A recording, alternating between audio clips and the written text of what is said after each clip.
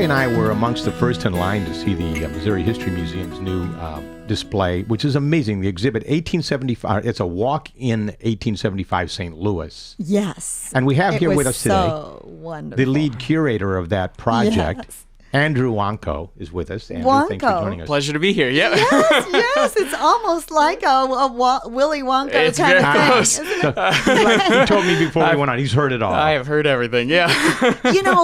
Honestly, I have to say, going to it, I was like, oh, whatever, St. Louis, 1875. What are we going to learn that's new? And it was so wonderful that I want to go back. We've had that same reaction. An exhibit about a single map, Yeah. and then you get in there and see the map, and it's a single this map is- is all you. It's incredible. This is how a pictorial detailed it map is. that was drawn by hand, right? Yeah, In so- 1874, they started it. Right. So these two guys, Richard Compton, he was a St. Louis sheet music publisher, and Camille Dry, he was a traveling map maker. They teamed up to make the largest pictorial map ever created. And so Pictorial St. Louis is the feature of this exhibit, and it's what we call a pictorial or panoramic map.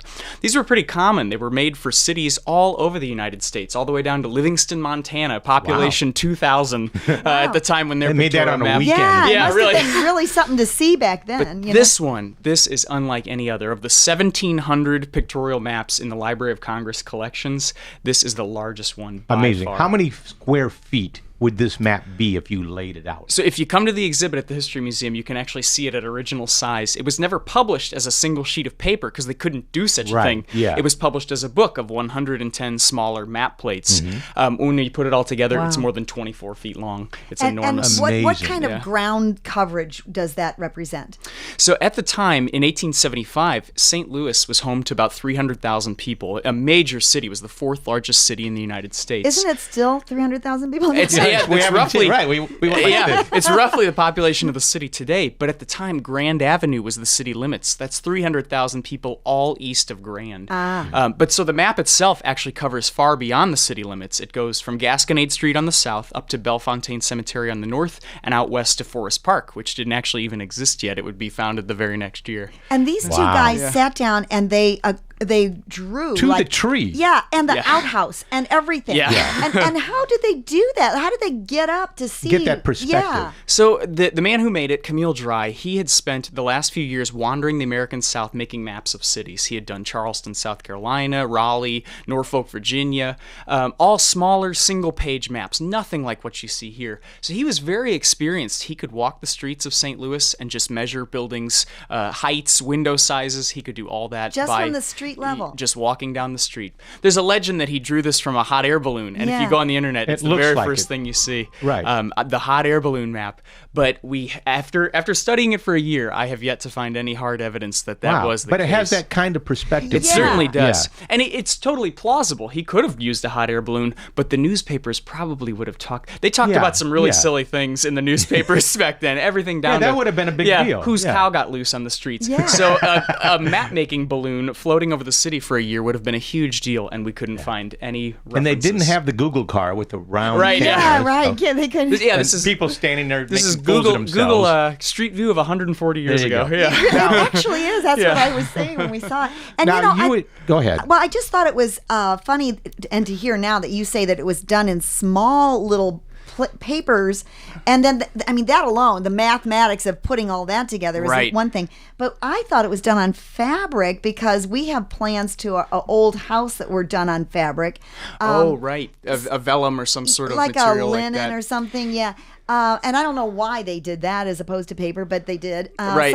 But yours, didn't you like? Well, the project blow it up is on a fabric. It is on a fabric. Yes. So what we've done in the exhibit when you come see it, the original book, it's about 11 by 17, pretty small. What we've done is we've taken 9 different neighborhoods and blown them up to enormous size. They're printed on fabric panels that are backlit, so they glow out into the room. They're 30 feet wide by 12 feet tall, so you can get in there and see every little tiny detail. Everything, You are Houses in walking, Soulard, That's what- people you on the know, street. It's yeah. so amazing because this building that we're sitting in was built in 1916.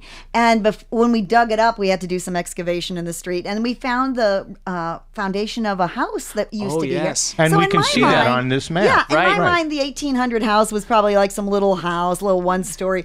It was a 3-story, like down in Lafayette Square kind of house. So, like I mentioned, the Grand Avenue was the city limits, so you can imagine who was living here on Locust Street this far well, out. Anyone living in the city of St. Louis right now, east of Grand, can go to this and see what was there in 1875, where they live today. It's if their really house something. And standing you there think, when you're thinking maps, you're thinking, okay, maps, streets, whatever. Oh, no. This is so fascinating because you just, like you say, see people and dogs and, outhouses. But with Matt Gurley, your designer, and Dan Zetwalk, the illustrator. You guys brought in artifacts and created other pictorials, some cartoonish of the style of the time. So the map is one half of the exhibit. Yeah. It's it's this incredible thing. We can see every little street, but it doesn't really show you what it feels like to be on those streets, what it was like to really ride in a horse-drawn streetcar. Right. So we wanted to bring that lifetime to life in vivid color, the way people would see it today.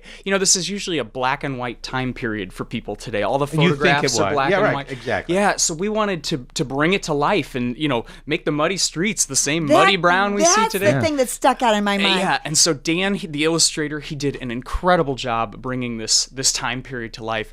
At his last count, it was about 4,500 square feet of wall space he's illustrated throughout the gallery.